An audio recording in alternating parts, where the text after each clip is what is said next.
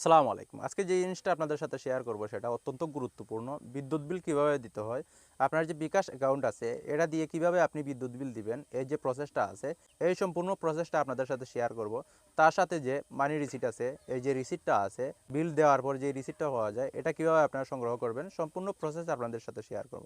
তো মূল ভিডিওতে যাওয়ার আগে আপনাদের বলে নিই, এরকম ইনফরমেটিভ ভিডিও কিন্তু আমার চ্যানেলে প্রতিদিনই আপলোড হচ্ছে। আপনারা যদি মিস না করে যান তাহলে অবশ্যই চ্যানেলটিকে সাবস্ক্রাইব করে রেখে দিন। ফিরছি ইন্ট্রোর পর।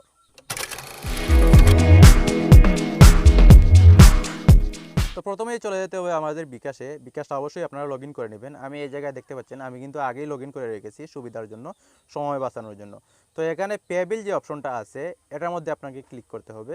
তো এই অপশনটা ব্যবহার করে কিন্তু অনেকগুলা বিল দেওয়া যায়। টিভি বিল, বিদ্যুৎ বিল, গ্যাস বিল, পানি বিল, ইন্টারনেট বিল, টেলিফোন বিল, তারপরে ট্রেকার বিল, ইন্স্যুরেন্স বিল, পল্লী বিদ্যুতের যতগুলো বিল আছে সবগুলো কিন্তু এই জায়গা থেকে দেওয়া যাচ্ছে।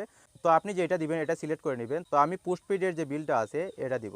তো আমি পোস্টপেডটা এই জায়গায় সিলেক্ট করে নিচ্ছি। আপনারা দেখতে পাচ্ছেন অনেকগুলো বিলই কিন্তু এই জায়গা থেকে দেওয়া যাচ্ছে। বাংলাদেশে যতগুলো বিল কোম্পানি আছে বা বিদ্যুৎ কোম্পানি আছে সবগুলোর বিলই কিন্তু এই জায়গা থেকে দেওয়া যাচ্ছে। তো আমার যে পোস্টপেড বিলটা আছে পল্লী বিদ্যুতের, এটা আমি সিলেক্ট করে নিচ্ছি।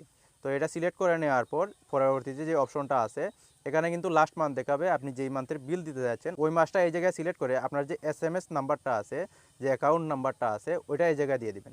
তো আমি আমার অ্যাকাউন্ট নাম্বারটা এই জায়গায় টাইপ করে দিচ্ছি, আপনারা দেখতে পাচ্ছেন। তো একটু সময় ধৈর্য ধরুন, এটা 10-12 ডিজিটের একটা নাম্বার। এটা এই জায়গায় সিলেক্ট করে মানে টাইপ করার পর পে বিল করতে এগিয়ে যান, এই অপশনটার মধ্যে আপনাকে ক্লিক করতে হবে। তো আমি কিন্তু নাম্বারটা টাইপ করে দিচ্ছি অলরেডি। তারপর পে বিল করতে এগিয়ে যান, এই অপশনটাতে আপনি ক্লিক করবেন। এই অপশনটাতে ক্লিক করার পর এই জায়গায় আপনার সম্পূর্ণ মুড বিল যেটা ওইটা দেখাবে। এখানে কিন্তু আপনি বিলও চেক করতে পারেন, বিল দেন অথবা না দেন এটা কিন্তু আপনি এই জায়গাতে চেক করতে পারেন আপনার কত টাকা বিল এসেছে। শুধুমাত্র SMS এর নাম্বারটা যেটা আছে, সরি অ্যাকাউন্টের নাম্বার যেটা আছে ওইটা এই জায়গা দিয়ে আপনি চেক করতে পারেন। তারপর আপনি যদি বিল পে করতে চান তাহলে পরের ধাপে যেতে ট্যাপ করুন, এই অপশনটার মধ্যে আপনি ক্লিক করবেন। তো আমি ক্লিক করে দিলাম। তারপর আপনার পিন নাম্বারটা দিবেন।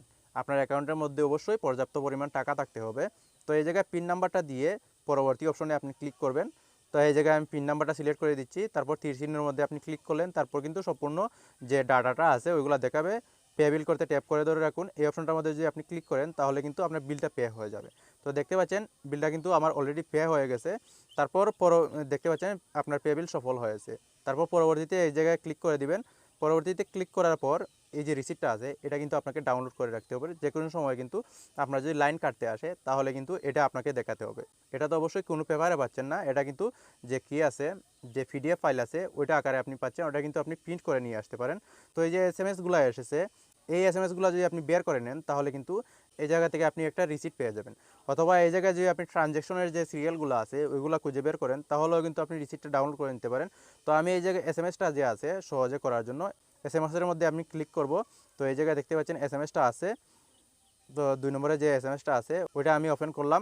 ওপেন করার পর এই জায়গায় দেখতে পাচ্ছেন যে ডাটাগুলো আছে, ট্রানজ্যাকশনের আইডিগুলো আছে ওইগুলো দেখাচ্ছে। তো এই যে পপআপগুলো আছে এগুলো অবশ্যই ক্যান্সেল করে দিতে হবে।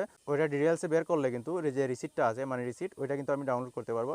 তো এটা আমি ক্লিক করে দিচ্ছি বর্তমানে। তো ক্লিক করার পর কিন্তু এটা ডাউনলোড করতে হবে আমাকে।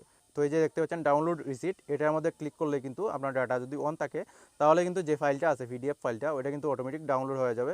তো এই জায়গায় দেখতে পাচ্ছেন এটা কন্টিনিউস হইতেছে। তো এবার কিন্তু এটা ডাউনলোড হয়ে গেছে। তো এবার যদি ওপেন করে নেন তাহলে কিন্তু এরকম একটা দেখতে পাবেন, এই যে দেখতে পাচ্ছেন।